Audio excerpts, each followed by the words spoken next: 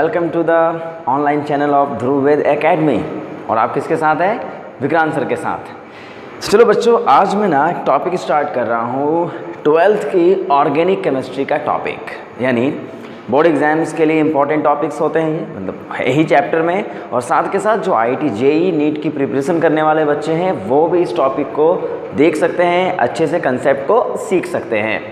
तो सबसे पहले मैं अपने ऑर्गेनिक के चैप्टर पे आने से पहले बेटा सबसे पहले जो बात करने वाला हूँ कि जो अब हम केमिस्ट्री की बात करते हैं तो आपको पता है, आपने 11th में पढ़ा होगा कि केमिस्ट्री क्या होती है। केमिस्ट्री ऐसी ब्रांच ऑफ साइंस होती है जो क्या करती है, किसी भी कंपाउंड यानी जो हमारे तरफ मैटर्स प्रेजेंट हैं, चारों तरफ जो मैटर्स हैं, जो भी चीज़ें आप देखते हो वो किन चीज़ों से मिलकर के बने हुए हैं, इन्हीं की स्टडी की जाती है। और उनमें जो चेंजेस होने वाले होते हैं उनकी स्टडी आप करते हो। तो केमिस्ट्री में आप इन चीज़ों की स्टडी करते हो। फिर सवाल उठता है कि जो मैटर्स है ना, वो मैटर्स दो तरीके के होते हैं, एक लिविंग और एक नॉन लिविंग थिंग्स। और नॉन लिविंग थिंग्स की स्टडी को हम इनऑर्गेनिक केमिस्ट्री का नाम दे देते हैं, और लिविंग थिंग्स की जो स्टडी होती है ना, उन्हीं को ऑर्गेनिक केमिस्ट्री का नाम दिया जाता है, उनको ऑर्गेनिज्म भी कहा जाता है। तो हमें अगर कहा जाए व्हाट इज़ ऑर्गेनिक केमिस्ट्री, तो सबसे पहला सवाल हमारे जहन में आएगा कि ऑर्गेनिक केमिस्ट्री जो होती है वो लिविंग ऑर्गेनिजम्स जो होते हैं ना, उनकी जो बेसिक फंडामेंटल है, यानी जो जिससे वो मिलकर के बने हैं, उनकी स्टडी की केमिस्ट्री होती है।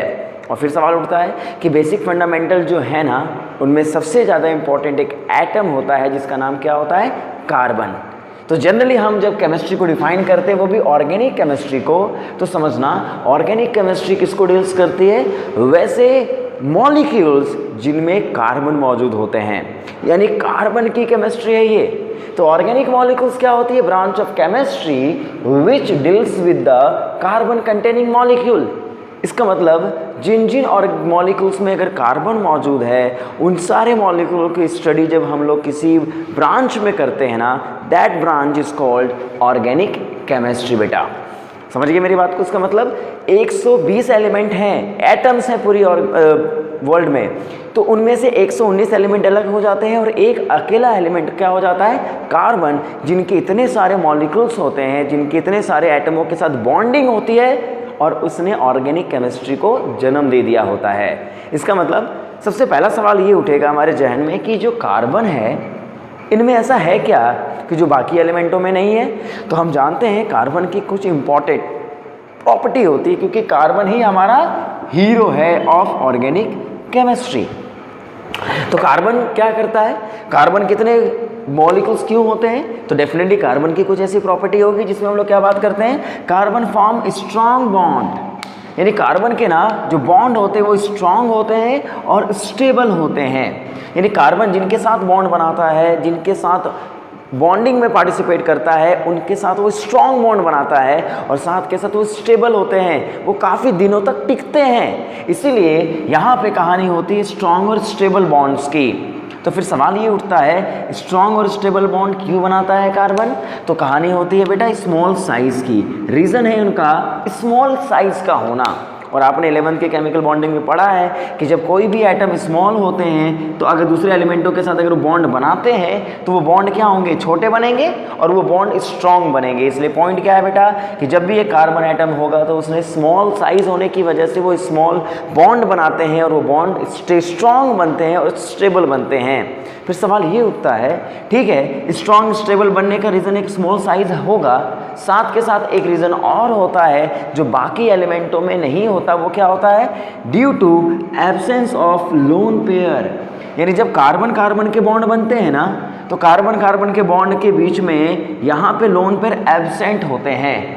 और अगर लोन पेयर एब्सेंट होते हैं, लोन पेयर का मतलब क्या हुआ कि जब एटम अपने सारे सिग्मा बॉन्ड बना ले, पाई बॉन्ड बना ले, उसके बाद जो उसके पास पार्टिसिपेशन करने से बचे हुए इलेक्ट्रॉन्स होते हैं, जो पार्टिसिपेट नहीं करते बॉन्डिंग में, उनको अनशेयर्ड पेयर ऑफ इलेक्ट्रॉन कहते हैं या फिर लोन पेयर ऑफ इलेक्ट्रॉन्स कहते हैं। तो कार्बन के पास कोई लोन पेयर प्रेजेंट होता ही नहीं है। इसलिए यहाँ पे जो कार्बन कार्बन के बॉन्ड होते हैं ना, इनमें कोई रिपल्सन नहीं होता। यानी अगर यहाँ लोन पेयर होते तो आपको पता है बेटा वो लोन पे रिपल्सन होता, और लोन पे रिपल्सन बॉन्ड को बड़े कर देते हैं, जो कि ऑक्सीजनों में होता है। अगर मेरे ऑक्सीजन दो एटम्स के बीच की बॉन्डिंग है ना, तो ये बॉन्ड वीक हो जाते हैं। क्यों? क्योंकि आपको पता है इसके पास लोन पेयर्स होते हैं बेटा, और अगर लोन पेयर हैं तो लोन पेयर लोन के बीच में क्या होगा? रिपल्सन, और रिपल्सन से ये बॉन्ड वीक बन जाएंगे, और अगर बॉन्ड वीक बनते हैं तो बॉन्ड क्या होंगे? ब्रेक हो जाएंगे। तो आपको इस पॉइंट को समझना पड़ेगा कि कार्बन में ऐसा है क्या जो बाकी एलिमेंटों में नहीं है। और लास्ट क्या होती है? कैटेनेशन प्रॉपर्टीज, मतलब कि जो कार्बन है ना, कार्बन कार्बन के जो बॉन्ड बनते हैं ना, उनमें कार्बन कार्बन कैटेनेशन दिखाता है, यानी अपने जैसे एटमों के साथ वो लंबे चेन बना सकता है। और वो लंबे चेन बनाता ही क्यों है? क्योंकि ये स्टेबल बनते हैं, बॉन्ड स्ट्रॉन्ग बनते हैं। चाहे तो वो रिंग बना सकता है, चाहे तो वो रिंग बना सकता है। That property is called catenation property of carbon, जो सारे एटमों में नहीं होती। इसीलिए कार्बन के बहुत सारे मॉलिक्यूल बन जाते हैं, और उन मॉलिक्यूल को ना हम अलग तरीके से पढ़ते हैं। क्या मेरी बात आप समझ गए बच्चे लोग? बिल्कुल समझ गए ना? तो चलो, ये पॉइंट अगर आप समझते हो तो फिर हम क्या बात करने वाले हैं? तो ऑर्गेनिक में हम कार्बन के मॉलिक्यूल के बारे में डिस्कस करने वाले होते हैं। तो जरा हम ऑर्गेनिक मॉलिक्यूल को लेकर के आते हैं। तो इतने सारे ऑर्गेनिक मॉलिक्यूल्स हैं, उनमें आपको कौन कौन से ऑर्गेनिक मॉलिक्यूल को डिस्कस करना है तो आप ही बता दो। कार्बन के ऑर्गेनिक मॉलिक्यूल्स में हमें अपने 12th लेवल में किन किन मॉलिक्यूलों को डिस्कस करना है, तो वही सी पे आपका पूरा केमिस्ट्री का चैप्टर बना हुआ है। तो सबसे पहला मॉलिक्यूल है जिसका नाम क्या दिया जाता है बेटा लोग? हेलो अल्केन और हेलो एरीन्स। क्या मेरी बात समझ पा रहे हो? हेलो अल्केन और हेलो एरीन्स, ये हमारा पहला ऑर्गेनिक मॉलिक्यूल है, और इसके नॉमेनक्लेचर आप 11th में पढ़े हुए हो। तो ऑर्गेनिक मॉलिक्यूल हेलो अल्केन बोले तो आर ग्रुप मान लो, और यहाँ पे क्लोरीन ब्रोमीन लगा दो। These are called halo alkanes. Halo arenes कब होते हैं? जब बेंजीन की रिंग बन जाती है और यहाँ पे हैलोजन अटैच होने लगते हैं। Cl हो गया, आयोडीन हो गया, ब्रोमीन हो गया, फ्लोरीन हो गया। इन मॉलिक्यूल को क्या बोला जाता है? हेलो अल्केन और हेलो एरीन्स। इन्हीं पे केमिस्ट्री शुरू होती है हमारी। सबसे पहला ऑर्गेनिक मॉलिक्यूल यही है। और इनके अलावा भी आपको जो चैप्टर अगला पढ़ना है उसको मैं भी केवल लिख रहा हूँ। That is called alcohols, phenol and ethers. समझे कि नहीं समझे? तो अल्कोहल, फिनॉल और ईथर की अगर मैं बात करूं बेटा, तो अल्कोहल बोले तो ROH, या R क्या होते हैं? कोई अल्काइल ग्रुप बोल दिया जाता है। अल्काइल ग्रुप जैसे मिथाइल हो गया, इथाइल हो गया। क्यों भाई? तो हमें पहले अपने ऑर्गेनिक मॉलिक्यूल्स जिसमें कार्बन मौजूद है वो हमारे को पढ़ना है। तो हेलो अल्किन, हेलो एरीन्स, जैसे यहाँ अगर R में लिखता हूँ तो इसको मिथाइल लिख दूंगा, क्लोरीन लगा दूंगा। ठीक है? तो अगर मैं फिनॉल की बात करूँ तो फिनॉल में क्या हो गया? बेंजीन की रिंग हो गई और यहाँ पे OH ग्रुप हो गया, दिस इज फिनॉल। और अगर ईथर की बात की जाए तो दोनों तरफ OR ग्रुप लग जाते हैं, तो इसी को क्या बोल दिया जाता है? ईथर। तो इसका मतलब hello alkene, hello arenes, alcohol, phenol, ethers. इसी तरीके से आप जाओगे तो आपको और भी चैप्टर्स पढ़ने हैं, एल्डिहाइड, कीटोन्स, अमाइड, अमीन्स। समझ गए बात को?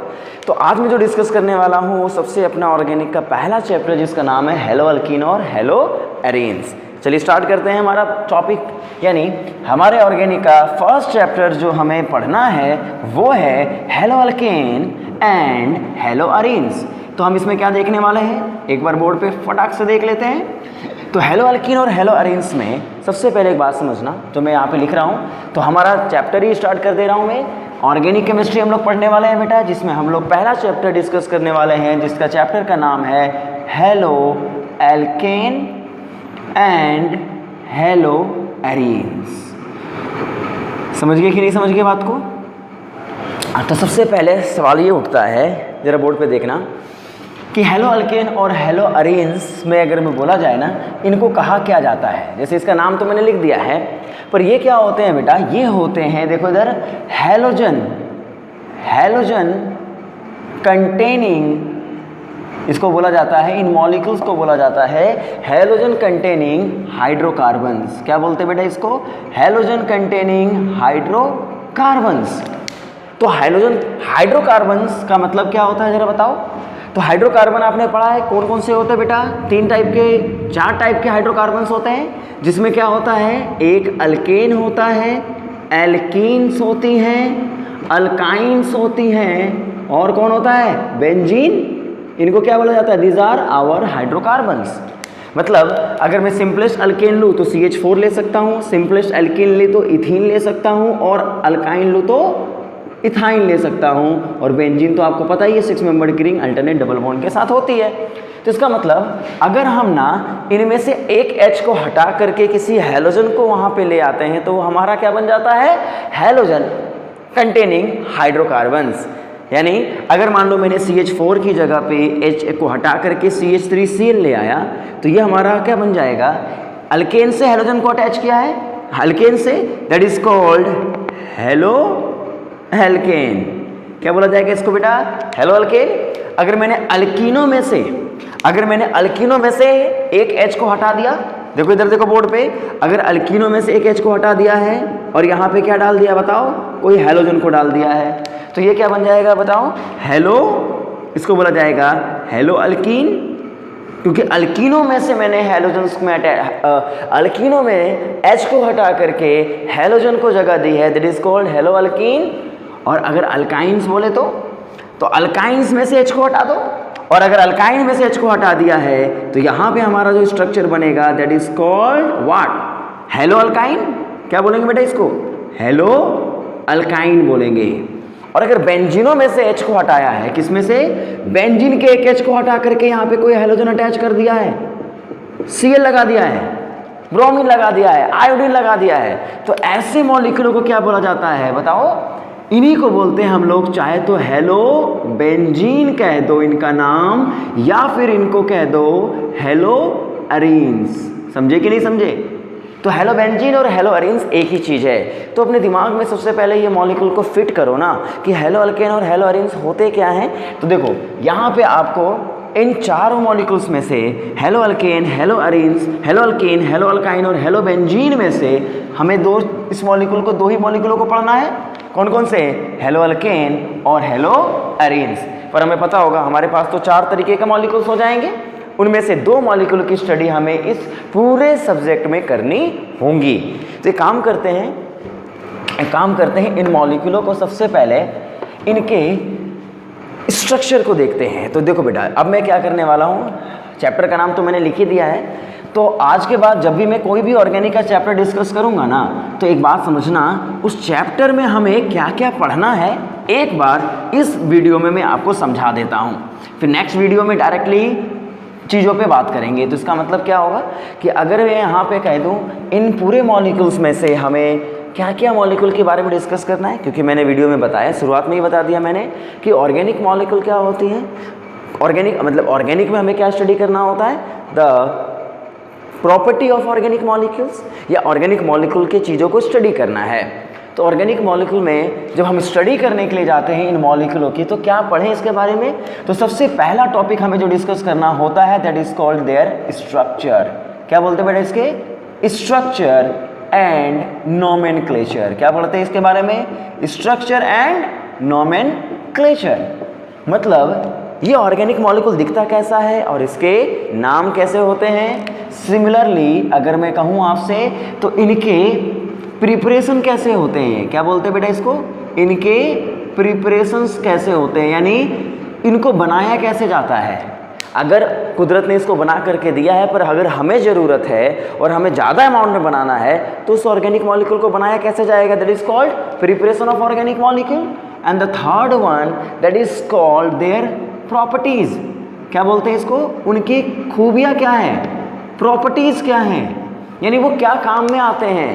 तो उनके काम में प्रॉपर्टीज में इसको 2 तरीके से डील किया जाता है, जिसमें क्या बोला जाता है, देखो इधर, उनकी केमिकल प्रॉपर्टीज और उनकी फिजिकल प्रॉपर्टीज। आगे डिस्कस करेंगे इसको डिटेल में कि उनकी खासियत क्या है, उनका काम क्या है। तो ऑर्गेनिक मॉलिक्यूल जो हम स्टडी करने वाले हैं ना, उनके स्ट्रक्चर्स कैसे होंगे और साथ के साथ उनके प्रिपरेशंस कैसे होंगे और साथ के साथ उनकी केमिकल और फिजिकल प्रॉपर्टीज़ क्या होगी। और लास्ट पॉइंट जो सब्जेक्ट लिखा हुआ रहता है कि उनका यूज़ कहाँ कहाँ है इन डेली लाइफ, यानी हमारे डेली लाइफ में उनका यूज़ कहाँ कहाँ होता है।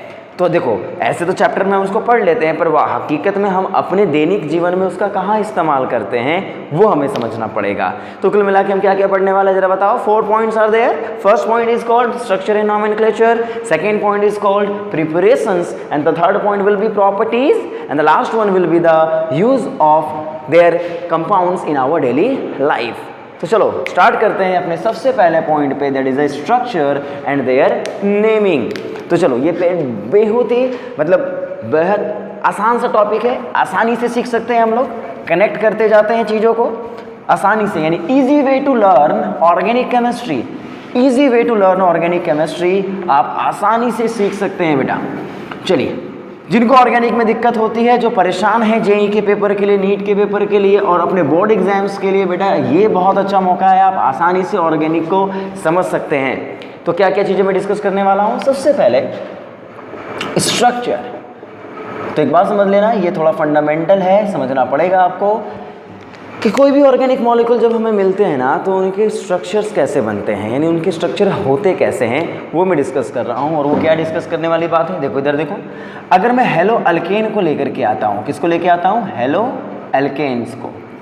तो अगर मैं हेलो अल्केन्स को लेकर के आऊँ तो ज़रा बताइए यहाँ पे क्या होगा, कार्बन होंगे, कार्बन के साथ सारे सिंगल बॉन्ड प्रेजेंट होंगे, क्योंकि अल्केन में डबल बॉन्ड तो होते नहीं हैं। और मान लीजिए यहाँ पे मैंने फ्लोरीन या क्लोरीन ब्रोमीन कोई सा भी अटैच कर दिया है, तो या फिर मैं पहले क्या करता हूँ ना, एक मीथेन से शुरू करता हूँ, हेलो अल्केन से शुरू करता हूँ, नॉर्मल अल्केन से। एक नॉर्मल अल्केन है और इसी को मैं कन्वर्ट कर दे रहा हूँ किसमें, किसी हेलो अल्केन्स में। मान लो H की जगह मैंने क्लोरीन को लगा दिया, फ्लोरीन को लगा दो।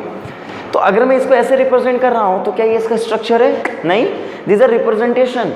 इनके कंप्लीट स्ट्रक्चर केमिकल बॉन्डिंग बताती है ना, दिमाग में रखो। 11th की केमिकल बॉन्डिंग आपको समझाएगी ना इसके स्ट्रक्चर्स कैसे होते हैं। और हमें बताओ 11th के केमिकल बॉन्डिंग में आपने बहुत इंपॉर्टेंट चीज़ सीखी है कि कार्बन हमेशा बॉन्ड बनाने से पहले अपने आप को क्या करता है, हाइब्रिडाइज करता है अपने प्योर एटॉमिक ऑर्बिटलों को। तो इसका मतलब we must know about the hybridisations of the carbon atoms in haloalkanes. तो इसका मतलब क्या हुआ, एक बात मुझे बताओ, कार्बन की अगर मैं स्टोरी पूछूं आपसे, तो कार्बन बॉन्ड बनाने से पहले करता क्या है, तो आप बोलोगे सर कार्बन के पास ना 6 इलेक्ट्रॉन्स होते हैं और उन इलेक्ट्रॉनों को 1s2 2s2 और 2p2 के फॉर्म में रिप्रेजेंट किया जाता है। ये इसका ग्राउंड स्टेट फॉर्म है, जब ये किसी के साथ बॉन्ड बनाता नहीं है। तो आप कहते हो जी यही तो इसका इलेक्ट्रॉनिक कॉन्फ़िगरेशन है, this is a ground state electronic configuration बेटा। लेकिन जब इसको बॉन्ड बनाना पड़ता है तो वी नो दैट कि इसके 4 बॉन्ड बनते हैं, और 4 बॉन्ड बनाने के लिए इसको अपने वैलेंस शेल के इलेक्ट्रॉन को एक्साइट कराना पड़ेगा। रीज़न, बिकॉज 4 अनपेड इलेक्ट्रॉन रखने पड़ेंगे। तो हम ये भी जानते हैं कि इसे 4 अनपेड इलेक्ट्रॉन क्रिएट करने पड़ेंगे, और 4 अनपेड इलेक्ट्रॉन क्रिएट एक्साइटेशन से हो सकते हैं। और जब ये चारों क्रिएट कर लेता है तो फिर ये एक ऐसा काम करता है जिसमें इन सारे ऑर्बिटलों की क्या होती है, मिक्सिंग होती है। That mixing of pure atomic orbitals is called hybridization, यानी एटॉमिक मिक्सिंग, यानी आप क्या बोलते हो बेटा, देखो, यानी mixing of pure atomic orbitals of an atom is called hybridization. इसी को तो बोलते हैं। क्या मेरी बात आप समझ पाए कि नहीं समझ पाए, बताओ बेटा। That is called hybridization. और जब ये हाइब्रिडेशन होगा तो व्हाट इज द नेम, क्योंकि जो 4 ऑर्बिटल्स हैं इसमें से एक s और 3 p ऑर्बिटल्स हैं, और जब ये मिक्सिंग हो जाते हैं तो 4 नए ऑर्बिटल बनते हैं। This is the property of hybridization. ये सब केमिकल बॉन्डिंग में पढ़ा है आप लोगों ने।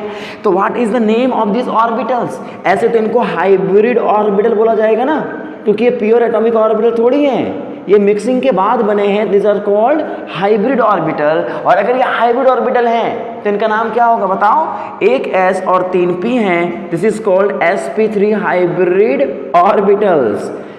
समझ गए बात को। तो 4 नए हाइब्रिड ऑर्बिटल बनेंगे और चारों में अनपेड इलेक्ट्रॉन्स मौजूद होंगे। तो इसका मतलब क्या हुआ, जरा मुझे बताओ। अगर 4 ऑर्बिटल्स इस तरीके से मौजूद होते हैं किसी भी एटम पे, तो वो अपने आप को कैसे अरेंज करते हैं, टेट्राहेड्रल फॉर्म में। यू नो अबाउट दिस, कि वो अपने आप को टेट्राहेड्रल फॉर्म में अरेंज कर लेते हैं। तो इसका मतलब क्या हुआ, एक कार्बन जब 4 ऑर्बिटल बनाता है, और आपको पता है उसके ऑर्बिटल इस तरीके से मौजूद होते हैं। एक हाइब्रिड ऑर्बिटल sp3 का कैसा शेप होता है बताओ, उसमें s करेक्टर भी होता है और p करेक्टर भी होता है। स्फेरिकल के साथ वो डम्बल भी होते हैं, दैट इज द sp3। और s ऑर्बिटल तो स्फेरिकल होते थे, p ऑर्बिटल तो डम्बल होते थे। इसका मतलब इन दोनों की प्रॉपर्टी जब इसमें आएगी तो ये स्फेरिकल भी होगा, डम्बल भी होगा, पर पूंछ छोटी हो जाएगी। तो इसको क्या बोला जाता है, sp3 हाइब्रिड ऑर्बिटल का शेप कहा जाता है ना बेटा। और ऐसे ऐसे कितने बने हैं, 4। और 4 को हम कैसे रख सकते हैं, आपको पता है 4 को रखने के लिए हमें क्या करना पड़ेगा, कैसे करना पड़ेगा, ताकि इनके बीच में रिपल्सन कम हो जाए। और जब रिपल्सन कम होता है तो आप ही बताओ ना बेटा, यहाँ पे क्या बन जाता है, वो टेट्राहेड्रल फॉर्म में आ जाता है। This is the geometry of the sp3 system. और अगर टेट्राहेड्रल ज्योमेट्री होगी तो what will the bond angle 109 degree. ये आप 11 के केमिकल बॉन्डिंग में पढ़ चुके हो बेटा। इसका मतलब यहाँ पे अगर मैं इसको अरेंज करने के लिए आपसे पूछूं तो आप क्या बोलोगे, सर इसको ना इस तरीके से अरेंज करिए, और यहाँ पे 3 ऑर्बिटल है ना, तीनों में क्या रहेंगे, अनपेड इलेक्ट्रॉन्स है बेटा। और अगर कोई अब दूसरे एटम्स को बोल दो, आ जाओ जी, हमने अपने ऑर्बिटल तैयार कर दिए हैं, इनके साथ जुड़ जाओ। और जब जुड़ते हैं इसी प्रोसेस को क्या बोला जाता है, ओवरलैपिंग। और अगर ओवरलैपिंग हेड टू हेड होगी, मान लो हाइड्रोजन है, तो इसको क्या बोला जाएगा, the formation of this bond is called sigma bonds. क्या आप जानते हैं इस बात को बेटा? इसका मतलब हाइड्रोजन जितने थे सबको लगा दो, यहाँ पे सबको लगा दो हाइड्रोजन, तो इन हाइड्रोजनों को हम क्या बोलेंगे। और हाइड्रोजन अपने कौन से ऑर्बिटल लेके आता है, 1s1, यानी s ऑर्बिटल में इलेक्ट्रॉन्स के रहते हैं। तो अपने s ऑर्बिटल में अनपेड इलेक्ट्रॉन रखता है, तो इसके s ऑर्बिटल के इलेक्ट्रॉन ही ओवरलैप करते हैं। तो इसका मतलब अगर मैं मीथेन की ज्योमेट्री या स्ट्रक्चर आपसे पूछता हूं तो आप क्या बोलते हो, ज्योमेट्री विल बी व्हाट, आप इसको बोलते हो दैट इज अ टेट्राहेड्रल। क्या बोलते हो बच्चा, टेट्राहेड्रल बोलते हो कि नहीं बोलते हो बताओ। और आपसे पूछा जाए ये जो बॉन्ड बना है, ये बॉन्ड किससे मिलके बना है, तो अब आप बोलते हो सर यहाँ जो बॉन्ड बना है ना, कार्बन का sp3 हाइब्रिड ऑर्बिटल होगा और हाइड्रोजन का s ऑर्बिटल के बीच की बॉन्डिंग होगी, यानी एक sp3 और एक s ऑर्बिटल दोनों आपस में ओवरलैप किए होंगे, and that bond will be sigma bond. इसके लिए कोई प्रॉब्लम नहीं होनी चाहिए, कोई दिक्कत नहीं होनी चाहिए आप लोगों को। तो इसका मतलब क्या हुआ, एक बात मुझे बताओ, अगर मैं कार्बन को बोलूं कि जो H को हटा करके ना यहाँ पे हैलोजन अटैच करना है, कोई लफड़ा नहीं, कोई लफड़ा नहीं, तो बताओ अगर मैं कार्बन के H को रिप्लेस कर दूं किससे, किसी हैलोजन से, तो कार्बन क्या बोलेगा, हैलोजन अपने एटॉमिक ऑर्बिटल लेके आओ और मेरे sp3 हाइब्रिड ऑर्बिटल के साथ क्या कर लो, बॉन्ड बना लो। तो बताओ बेटा यहाँ पे अगर मैं CH3Cl लिख दूं, यहाँ पे CH3Cl, तो आप बोलोगे ना सर कार्बन के पास 3 बॉन्ड है, 3 हाइब्रिड ऑर्बिटल बने होंगे, इस तरीके से बने होंगे कि नहीं बने होंगे, और हाइड्रोजन तो 3 है ही, पर यहाँ कौन अटैच हो गया है, हैलोजन। और अगर हैलोजन अटैच हुआ है, इस केस में कार्बन के चारों सिग्मा बॉन्ड है, तो what will be the hybridization of carbon, आप तुरंत बता देना बेटा sp3 कार्बन है ये। और अगर sp3 कार्बन है तो इनके बीच का जो बॉन्ड बना होगा, the bond will be what, H को H के साथ, इसको रहने दो H के साथ, हैलोजन्स हैं। और हैलोजन के बारे में मुझे बताओ, इसके अनपेड इलेक्ट्रॉन्स कहाँ मौजूद होते हैं, और आप जानते हो कहाँ पे होते हैं बेटा, 3sp3p5, यानी यहाँ तक तो फील्ड ऑर्बिटल्स होते हैं, यहाँ पे जो ऑर्बिटल होता है जिसमें p में 5 इलेक्ट्रॉन्स होते हैं, यही एक अनपेड इलेक्ट्रॉन होता है। और यही अनपेड इलेक्ट्रॉन क्या करता है, किसी कार्बन के साथ बॉन्ड बनाने के लिए जाता है। तो इसका मतलब जब बॉन्ड बनाएगा तो यहाँ पे क्लोरीन अपने कौन से ऑर्बिटल को लेके आएगा, जरा बताओ, p ऑर्बिटल को। और अगर p ऑर्बिटल को लेकर के आता है chlorine, there will be the formation of sigma bond. इसका मतलब आपसे कोई पूछे हेलो अल्केन्स में, अगर आपसे कोई पूछता है बेटा कि यहाँ पे कार्बन और हैलोजन के बीच का जो बॉन्ड है that is the sigma bond, पहले तो बात क्या है, ये सिग्मा बॉन्ड है। और इन बॉन्ड की बनावट कैसी है, sp3 कार्बन और p ऑर्बिटलों के साथ है। तो बहुत ही आसान सा चैप्टर है ना, कि अगर मैं आपसे पूछूं कि what will be the structure, तो आप उसको आसानी से रिप्रेजेंट कर सकते हो। This is geometry, tetrahedral form में है ये, बॉन्ड किससे बना होगा ये आपको पता होना चाहिए। तो आप ना चीज़ों को समझने की कोशिश करो, क्योंकि याद रखने से भूल जाओगे, पर समझ करके चीज़ों को याद रखोगे ना तो ये काफ़ी दिनों तक टिका हुआ रहेगा। This is the story of what, haloalkanes. क्या मेरी बात आप तक पहुँच पा रही है? यदि पहुंच पा रही है तो बिल्कुल मुझे कमेंट में बताइए बेटा कि कैसा लग रहा है आपको, चीज़ें समझ में आ रही हैं या it is the complicated form. ठीक है, चलिए, this is the haloalkane. Now we are discussing about the haloalkene. अगर मैं हेलो अल्कीन बोलूँ तो इसमें एक हाइड्रोकार्बन छुपा है, जो क्या वो नाम दिया गया है, अल्कीन। तो सबसे पहले मैं अगर आपसे बोलूँ तो अल्कीन तो 2 कार्बनों के बॉन्ड के साथ ही बनते हैं ना, दिस इज द अल्कीन। और इसी हाइड्रोजन को हटा करके अगर मैंने हैलोजन को डाल दिया है यहाँ पे, तो आप ही बोलो ये क्या बन जाता है, hello alkyne, sorry hello alkyne. This is alkyne, this is a hello alkyne. Structure दोनों के एक ही जैसे होंगे। तो अगर मैं इनको समझ जाऊँ तो इनको समझना बहुत आसान हो जाएगा। तो बताओ, कार्बन कार्बन के यहाँ पे जो बॉन्ड बने हैं there is a multiple bond, और अगर मल्टीपल बॉन्ड है तो आप ही बता दो, एक बॉन्ड तो क्या होगा, सिग्मा होगा, और दूसरा बॉन्ड क्या होता है, पाई बॉन्ड। इतना तो हमें पता चल ही चुका है। तो जब एक कार्बन को ये पता चल जाता है कि उसको बॉन्ड बनाने हैं, और मैं इस हाइड्रोजन को ना अच्छे से रिप्रेजेंट कर देता हूँ इस तरीके से, और ये दो हाइड्रोजन आपके सामने लगे हुए हैं, तो बताओ इस कार्बन ने कितने सिग्मा बॉन्ड बनाए, इस कार्बन ने। तो आप क्या बताओगे, सर ये भी तो सिग्मा है, ये भी सिग्मा है, और ये भी सिग्मा है, और एक पाई बॉन्ड है। इसका मतलब इस कार्बन को ना 3 सिग्मा और एक पाई बॉन्ड बनाने हैं। बताओ बेटा, पक्का समझ में आ रहा है? तो अल्कीन जब हमारे सामने होती है ना, तो हम इस बात को समझते हैं, अच्छा जिस कार्बन ने 3 सिग्मा बनाए हैं और एक पाई बॉन्ड बनाया है। और जब हमें पता चलता है पाई बॉन्ड किससे मिलके बनते हैं, तो 11th में ही हम सीख चुके हैं कि पाई बॉन्ड जब भी बनाने होते हैं ना, तो we must have p orbitals, क्योंकि p ऑर्बिटल के साइड वाइज ओवरलैपिंग को ही हम क्या बोलते हैं, पाई बॉन्ड। इसका मतलब अगर एक एटम को पाई बॉन्ड बनाना है तो उसके पास p ऑर्बिटल का होना बहुत ज़रूरी है, और अगर p ऑर्बिटल का होना ज़रूरी है तब ऐसे केसेस में हमें क्या करना पड़ेगा, जरा बताओ। इस कार्बन को जब बॉन्ड बनाना होगा तो ये क्या क्या काम करेगा, तो कार्बन है तो कार्बन की एटॉमिक कॉन्फ़िगरेशन तो आपको लिखनी ही पड़ेगी, 1s2 2s2 2p2। बताओ बेटा, चाहे वो अल्केन अल्कीन अल्काइन हो, कोई भी हो, कार्बन को बॉन्ड कितने बनाने हैं, 4। तो जब ये अपने ग्राउंड स्टेट फॉर्म में रहता है, सोया रहता है, तब तो कोई लफड़ा नहीं है, 2 अनपेड इलेक्ट्रॉन्स होते हैं। लेकिन अगर कार्बन को ये पता चल गया कि हमें 4 बॉन्ड बनाने हैं, तो क्या होता है बताओ, this is the ground state, this is the excited state. ठीक है, जब एक्साइटेड होगा तो वेयर इज द केमिस्ट्री। अब यहाँ पे कहानी शुरू हो जाएगी 4 अनपेड इलेक्ट्रॉन्स की, और इस कार्बन को ये बोला गया है कि बेटा तुझे तो 3 ही सिग्मा बनाना है और एक पाई बॉन्ड बनाना है। तो ये कार्बन पहले से सतर्क होगा। क्यों सतर्क होगा, क्योंकि अब इसको कहना पड़ेगा कि भैया एक p ऑर्बिटल को हमें पाई बॉन्ड बनाने के लिए छोड़ना है, और अगर पाई बॉन्ड बनाने के लिए छोड़ना है तो एक कार्बन और 2 p ऑर्बिटलों को मिक्स करेंगे, और जब एक कार्बन और 2 p ऑर्बिटलों को मिक्स करेंगे तो वैसे प्रोसेस में कितने नए एटॉमिक ऑर्बिटल बनेंगे, 3। इसको मैंने क्यों छोड़ा, क्योंकि इस कार्बन को पाई बॉन्ड भी बनाने हैं सिग्मा बॉन्ड के अलावा, और अगर पाई बॉन्ड बनाने हैं तो we must have p orbital. तब ऐसे केस में 3 नए ऑर्बिटल बनेंगे और एक p ऑर्बिटल अनहाइब्रिड फॉर्म में रह जाएगा। तब ऐसे केस में we have 2 types of orbital, 1 p orbital unhybrid form वाले, और 3 ऑर्बिटल, इनका नाम क्या होगा बताओ, एक s और 2 p से मिलने वाले ऑर्बिटलों को क्या बोला जाता है, sp2 हाइब्रिड ऑर्बिटल्स। तो कितने sp2 ऑर्बिटल्स बने बताओ बेटा, 3। और अब केमिकल बॉन्डिंग कहेगी कि अगर 3 ऑर्बिटल्स हैं ना, तो 3 ऑर्बिटल्स नेचर में कैसे एग्जिस्ट करते हैं, ट्रायगोनल प्लेनर फॉर्म में। टेट्राहेड्रल नहीं होगा यहाँ पे, बताओ, ट्रायगोनल प्लेनर होगा। और अगर ट्रायगोनल प्लेनर है तो उसके 3 बॉन्ड इस तरीके से अलाइनमेंट होंगे और 120 डिग्री का बॉन्ड एंगल होगा उनमें। क्या मेरी बात आप समझ पा रहे हो, समझ पा रहे हो ना बेटा। तो अब यहाँ पे अगर कोई आपसे ज्योमेट्री लिखने के लिए कहता है, तो इस बॉन्ड इसको नोट डाउन कर लेना, पॉज करके नोट डाउन कर लेना इसको, ठीक है।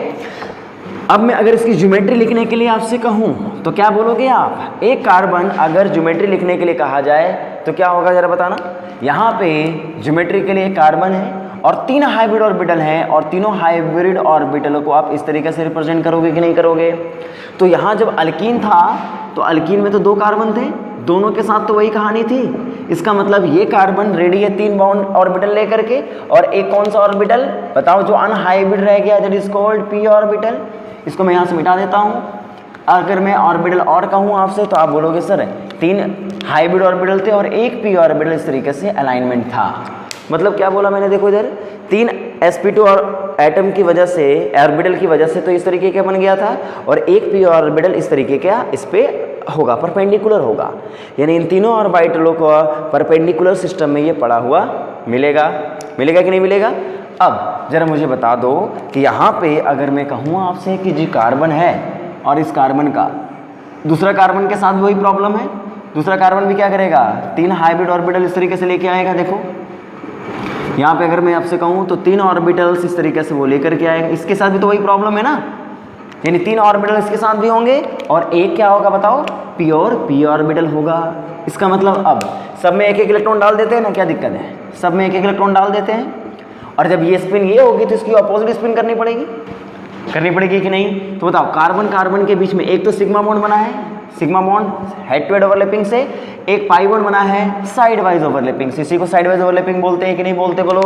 और इसके साथ अगर हाइड्रोजन जुड़ा हुआ है तो हाइड्रोजन अपने कौन से ऑर्बिटल के साथ जुड़ेगा, s ऑर्बिटल के साथ। यहाँ भी एक हाइड्रोजन जुड़ा हुआ है, ये भी किससे जुड़ेगा, s ऑर्बिटल के साथ। तो सिंपल है ना, तो जब अल्कीन हमारे सामने होगी तो एक बात बताओ, टर्मिनल वाले जो बॉन्ड होते हैं, अगर कोई आपसे कहता है ये जो सिग्मा बॉन्ड बने होंगे ये कैसे बने होंगे, तो आप क्या बोलोगे, sp2 और s ऑर्बिटल किसके लिए था, ये CH बॉन्डों के लिए था। कार्बन कार्बन के सिग्मा बॉन्ड किससे बने होंगे, तो आप क्या बोलोगे, सर यहाँ तो sp2 होगा और यहाँ भी क्या होगा, sp2 होगा। दोनों sp2 हाइब्रिड ऑर्बिटल की ओवरलैपिंग से ये सिग्मा बॉन्ड बने हुए होंगे।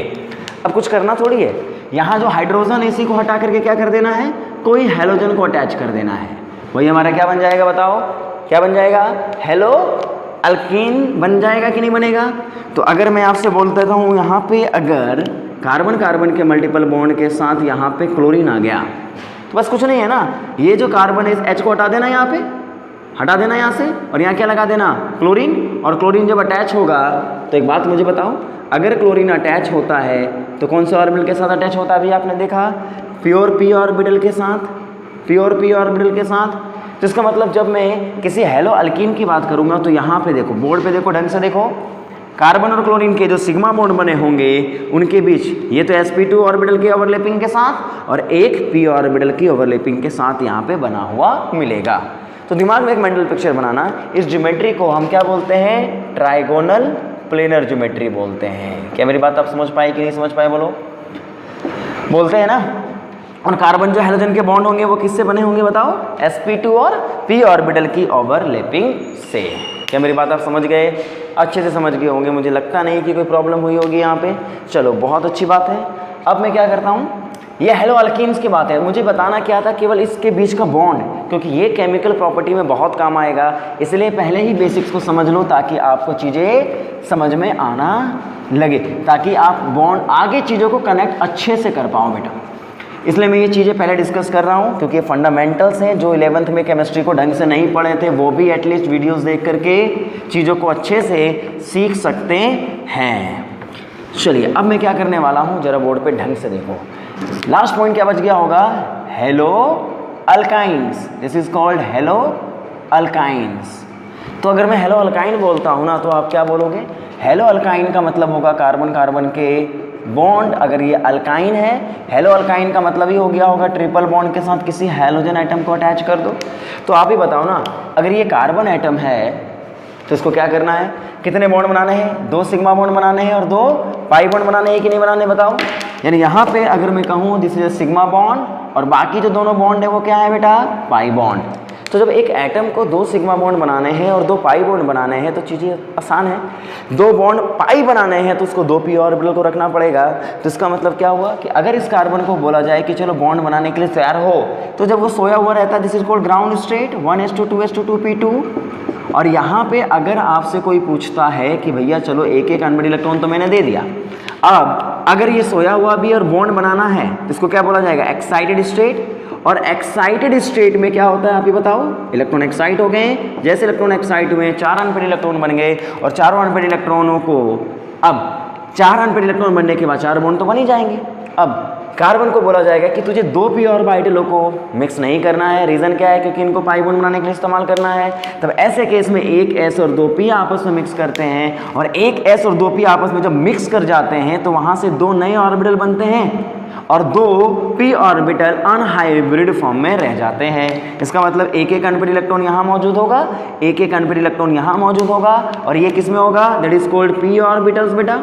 क्यों भाई, और इनको क्या बोला जाएगा, क्योंकि ये एक s और एक p से मिलके बने हैं ना, तो इसका नाम क्या हो जाता है, sp हाइब्रिड ऑर्बिटल्स। और आप ही बताओ 2 ऑर्बिटल्स हैं, इनको अगर अलाइनमेंट करना है इनकी ज्योमेट्री क्या होगी, आप ही बता दो। अगर 2 ऑर्बिटल्स होते हैं नेचर में उनको कैसे रखा जाता है, 180 डिग्री के बॉन्ड एंगल पे, this is the 180 degree bond angle, 180 degree linear shape. इसका मतलब अगर मैं यहाँ पे आपसे बोलता हूँ कि यहाँ पे व्हाट इज द ज्योमेट्री, तो आप क्या बोलोगे, सर एक कार्बन के 2 ऑर्बिटल इस तरीके से मौजूद होंगे, इन्हीं को sp हाइब्रिड ऑर्बिटल बोल देना। और जो 2 p ऑर्बिटल्स हैं वो कैसे रहेंगे, देखो इधर देखो, अगर 2 p ऑर्बिटल की बात की जाए वो कैसे रहेंगे, तो यहाँ पे मान लीजिए बेटा ये तुम्हारा है sp2 ऑर्बिटल, एक p ऑर्बिटल ऊपर की ओर रहेगा और एक p ऑर्बिटल इस प्लेन में रहेगा, है ना, क्योंकि आप कार्बन sp ऑर्बिटल को रखोगे एक इस प्लेन में रहेगा, मान लो ये x एक्सिस है, ये y एक्सिस है और ये z एक्सिस है, तो y ये मान लो x y और ये z, ठीक है। एक्स एक्सिस में sp sp ऑर्बिटल्स रहेंगे, ऊपर वाला जो y एक्सिस है उसमें कौन रहेगा, एक p ऑर्बिटल, और एक p ऑर्बिटल किस में रहेगा, z एक्सिस में। तो इसको रिप्रेजेंट कैसे किया जाता है एक बार देखो। मान लो ये वाला रिप्रेजेंटेशन तो मैं इस तरीके से कर देता हूँ, और मैथ्स में आपने पढ़ा है कि अगर मैं इसको ऐसे रिप्रेजेंट कर रहा हूँ तो इसको कैसे रिप्रेजेंट करता हूँ, इसको इस तरीके से रिप्रेजेंट कर दूँ ऐसे खींच के। तो इसका मतलब यहाँ पे अगर मैं p ऑर्बिटल रखूँगा तो ये कैसे रखा जाएगा, इस तरीके से रखा जाएगा ना। तो these are sp sp orbital, these are p p orbital, सब में एक एक अनपेड इलेक्ट्रॉन्स रहेंगे। बोलो, अरे ये दो दूसरा ऑर्बिटल नहीं है, उसके दो लोब्स हैं, पर ये sp sp क्या है बताओ, ये हाइब्रिड ऑर्बिटल्स हैं, ये अलग अलग ऑर्बिटल हैं। ये टोटल कितने ऑर्बिटल दिख रहे होंगे, अरे मतलब ऐसे मत बोल देना 3 और 3 6, अबे ये एक 2 होंगे, और ये दोनों को एक ही काउंट किया जाएगा, इन दोनों को एक काउंट किया जाएगा। समझ गए नहीं? तो चलो, ये कहानी थी एक कार्बन के साथ, पर यहाँ तो एक और कार्बन है। इसका मतलब अगर आपसे कोई पूछता है, नोट कर लेना, इसको नोट कर लेना।